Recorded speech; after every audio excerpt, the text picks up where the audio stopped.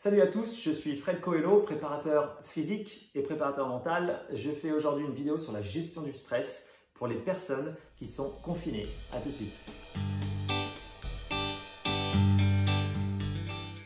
Avant de commencer, je tiens à remercier énormément le personnel médical pour tout le mal qu'ils se donnent, le temps qu'ils se donnent et surtout qu'ils risquent leur vie à sauver la nôtre. Donc vraiment, merci, merci. La meilleure chose que l'on a à faire, c'est de rester à la maison, chez soi.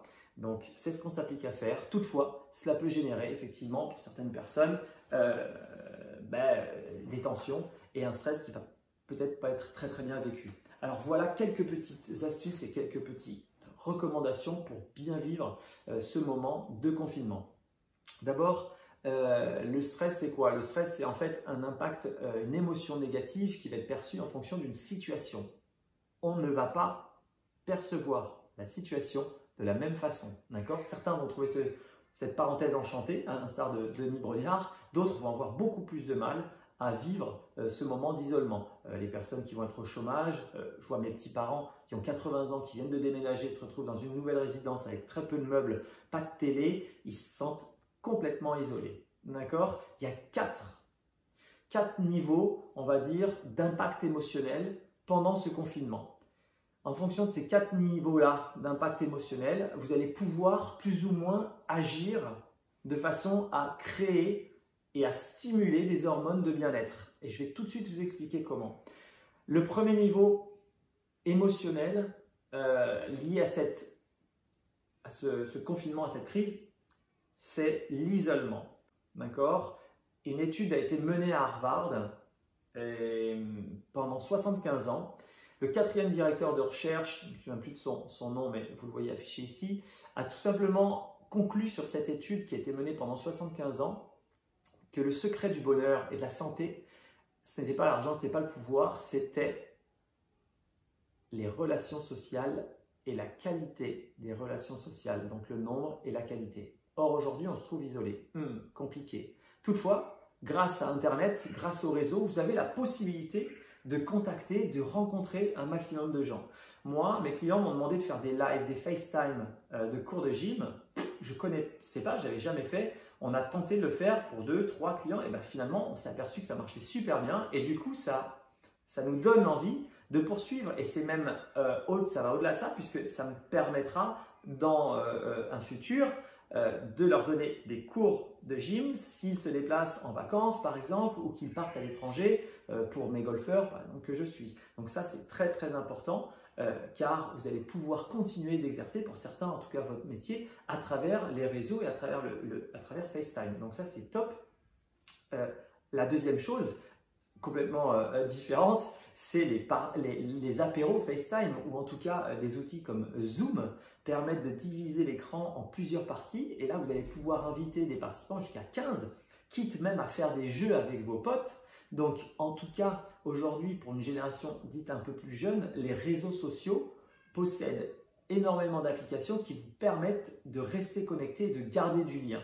Ça c'est vachement important, donc faites-le. Je viens de le découvrir et je m'aperçois que ça va ouvrir des perspectives en tout cas futures. Ça, il s'agissait de l'isolement du premier vecteur émotionnel qui finalement peut être, on va dire, supprimé et peut finalement conduire à produire cette fameuse hormone de l'attachement social, de l'attachement au groupe qu'on appelle l'ocytocine. D'accord? Très important de continuer à rester attaché, de continuer à rester en contact. La deuxième chose qui est très importante, on va dire, c'est la frustration, l'anxiété, la perte de repères, d'accord? Tout ça crée des bouleversements au niveau hormonal. Et dans un film qui s'appelle Mon oncle d'Amérique, Henry Laborie a fait une expérience sur des souris où la première souris l'a mis en cage, elle recevait des décharges électriques sur ses pattes de façon aléatoire et au bout d'une semaine, elle a commencé à développer les symptômes somatique, donc physique dans son corps, du stress. Une semaine, c'est court. Hein? Et elle a commencé à perdre son poids, à avoir une accélération de rythme cardiaque, de l'hypertension, bref, tout un tas de symptômes qui peuvent amener à des maladies chroniques. La deuxième expérience a montré une autre souris qui recevait des décharges, mais avait la possibilité de s'échapper dans une cage sans plancher électrifié. Et celle-ci n'a présenté aucun symptôme de stress.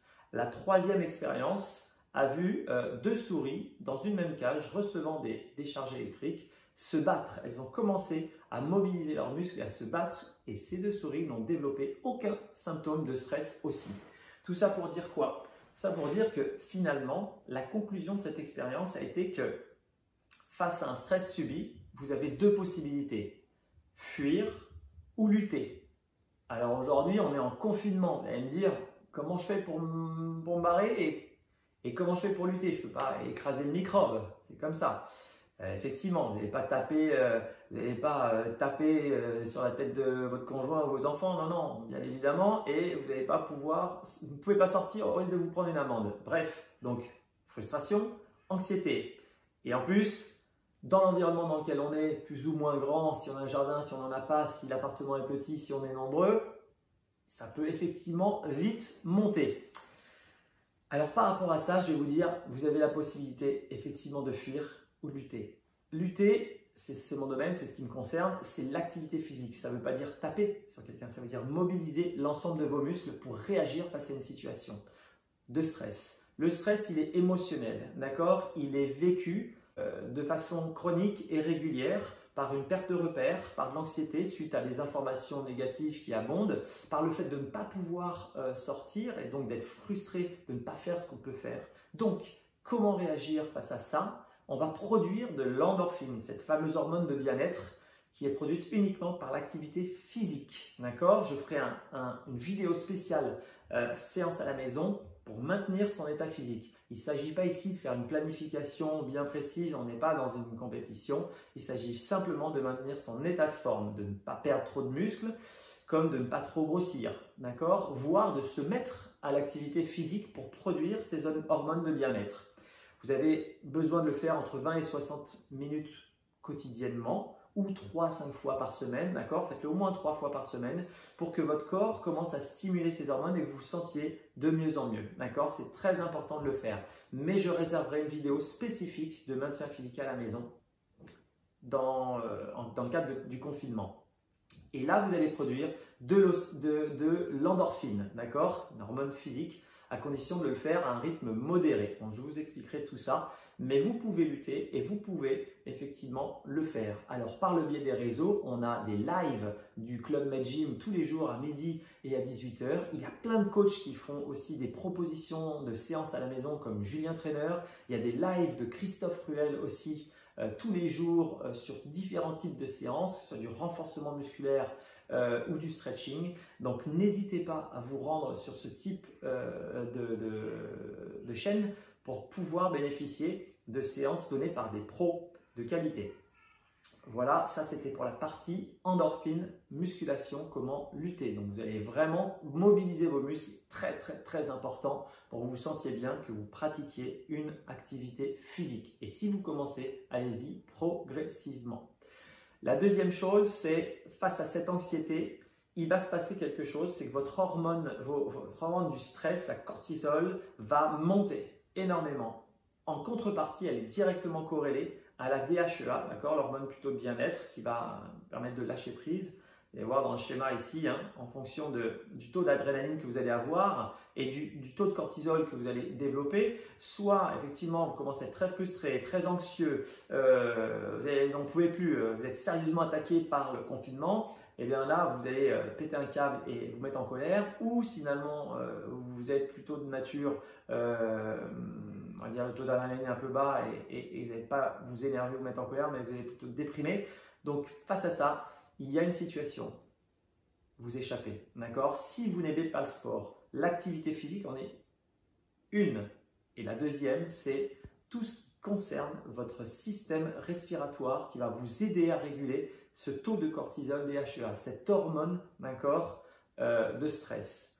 Alors pour ça, il y a aussi d'excellents lives. Vous allez pratiquer des activités basées sur votre respiration, comme le tai chi, le qigong, la méditation de pleine conscience et le yoga, d'accord? Là aussi, il y a des lives très intéressants. J'ai une copine qui s'appelle Swazik qui fait du yoga tous les jours, qui le pratique avec, vous voyez en détail sur quel live vous pouvez vous rendre. N'hésitez pas à vous initier. Tiffen de Yogi Lab aussi fait des super vidéos de yoga. Et grâce à cela, vous allez pouvoir avoir une pratique sur votre respiration et un moment de lâcher prise important. N'hésitez pas à le faire 3, 4 fois, ça ne vient pas tout de suite, d'accord? Il faut un certain temps avant qu'on arrive à introduire un certain lâcher prise dans le corps, mais ça va vous faire un bien fou et vous allez vraiment pouvoir prendre du recul par rapport à cette situation. Voilà. Enfin, on va dire la troisième reco, c'est finalement d'essayer de rire. Regardez sur les réseaux, il y a plein de vidéos à la con qui passent, mais ça c'est top et c'est drôle, ça fait du bien de se marrer de temps en temps. Avoir un peu de dérision par rapport à l'urgence et à la gravité de la situation ne fait pas de mal. Hein. Il ne sert à rien de juger les personnes. Il y en a qui sont plutôt drôles, d'autres plutôt sérieuses. Eh ben, faire du rire, faire des jeux, cuisiner, se retrouver effectivement avec les enfants à faire des jeux, à faire voir des séances de méditation avec les enfants, peut-être très très intéressant. Bref, tout un tas de choses géniales que je vous recommande. J'espère que en tout cas cette vidéo a été utile. Ah oui, je pensais, il y a des applications de jeux qui sont vraiment géniales, comme le Dr No. Vous pouvez utiliser votre téléphone et c'est un jeu qui est super sympa. Il y a Sudoku, non, Judoku aussi, qui est assez drôle. Donc voilà 2 types d'applications, je les mets en lien là. N'hésitez pas à le faire. Il y a ma fille qui m'appelle avec ma compagne qui m'attend derrière la porte. Je termine cette vidéo. Ben oui, c'est la vraie vie. Si elle vous a plu, n'hésitez pas à le partager. Un petit pouce si vous voulez, mais n'hésitez pas à la partager dans l'espoir que effectivement ça donne aussi des conseils à vos amis. À bientôt, ciao ciao.